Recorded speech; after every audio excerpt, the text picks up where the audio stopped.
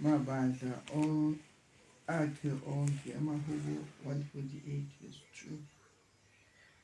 Angazinozwayo. Lalela likhwaye lihle livuma emkhathini, likhwaya lezingelosi siculela ubukhosi, zimenyele ukuzalwa komsindisi wezizwe, zidumisa ziyabonga, zibonga oyingcwele.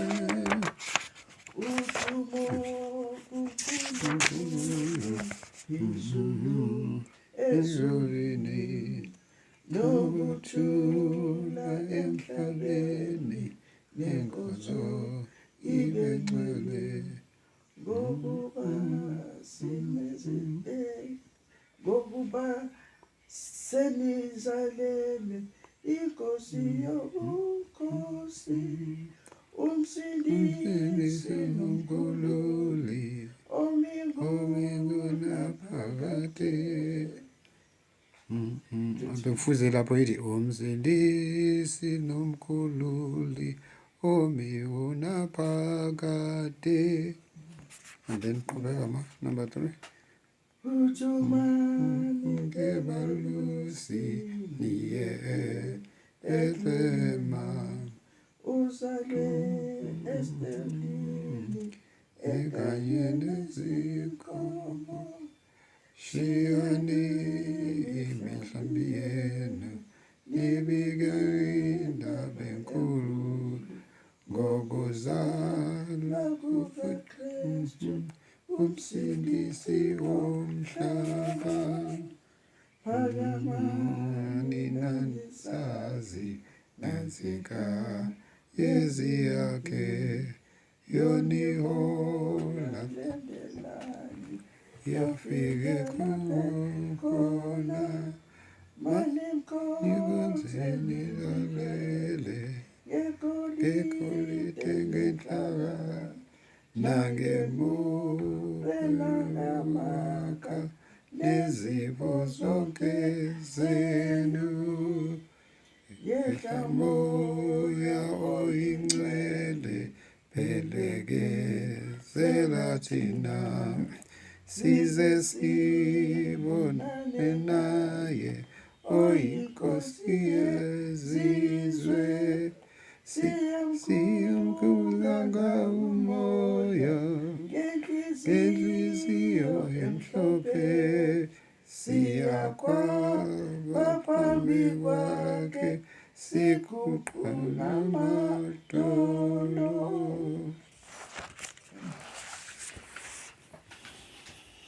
Mahubo 148:2.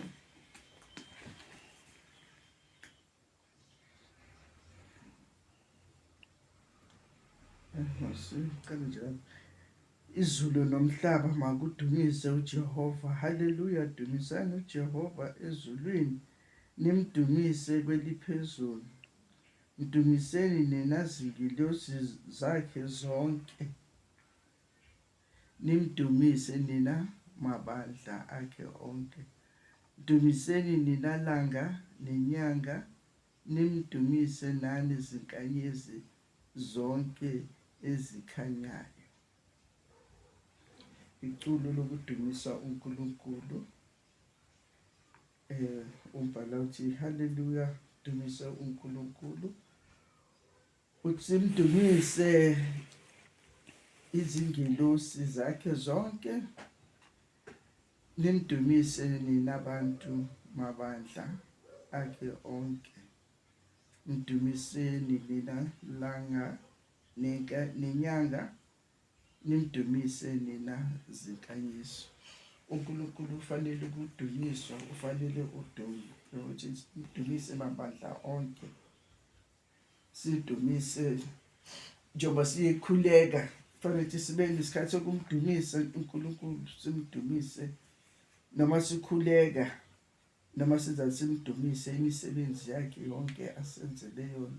Njengoba isho ukuthi inyanga imdumise, izinkanyezi zimdumise, Shuthi ukukhanya konke okukhona ezweni sidumise uNkulunkulu ngoba ufanele udumo. Njengoba lithi izulu nomhlaba makudumise uJehova.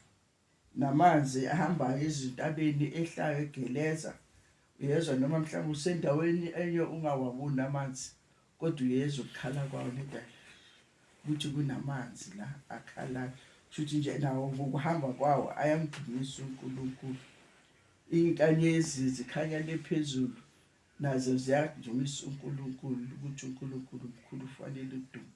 Inyanga masiyabona mayiphumile iqhakazile nayo iyamdumisa uNkulunkulu ngoba ikhanyisela abantu bonke nabahamba ebusuku.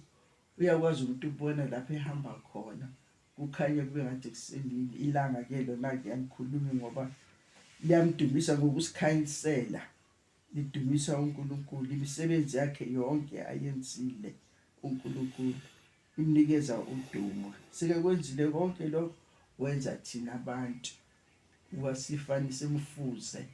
So masimfuza uNkulunkulu kumele simdumise njalo ngoba uphakeme mkhulu kunathi, imisebenzi yakhe iyamangalisa.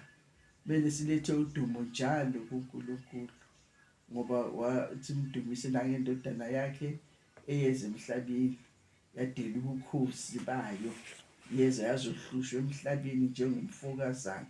Simdumise ngona uJesu Kristu, simdumise ukuthi umoya oyingcwele phakathi kwethu uyasivuselela njalo.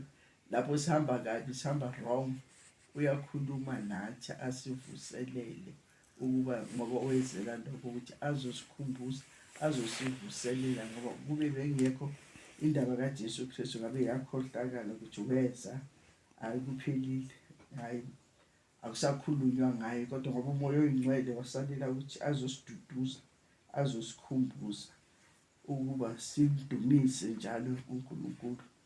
Iculo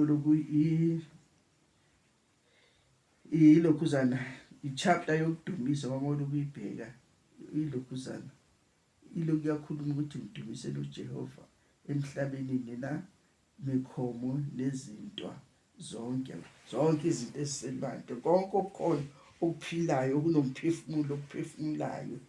Futhi nazo izitshalo ziyaphefumula, nezihlahla ziyaphefumula, umhlabathi nawo uyaphefumula, konke kuyaphefumula. Kudinga ukuthi simbonge uNkulunkulu.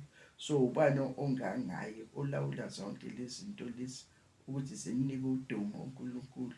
So uma thina masingamniki udumo uNkulunkulu, zonke lezi zinto zona zobe zimnika uNkulunkulu udumo njalo njalo.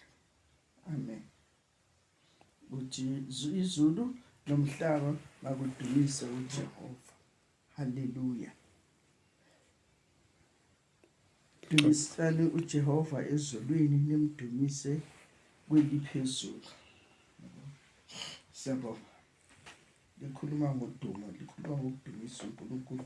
Abantu bayazidumisa benze bonke njengoba siphila emhlabeni wabantu abazidumisayo abenza ngathi banako konke, bazi konke ezintweni zikaNkulunkulu. Sokuyabo uNkulunkulu, sokuyibo abazidumisayo. uNkulunkulu yena sike yakhohlakala. Ngizocela nevesi eliwa nje ngaphandle kwaleculo. Singaqedelela ivesi leculo le bese sicula just ivesi eliwa lokudumisa. Lisho. Asiqedele le iculo le. Yeah, hlamo ya oyingcwele.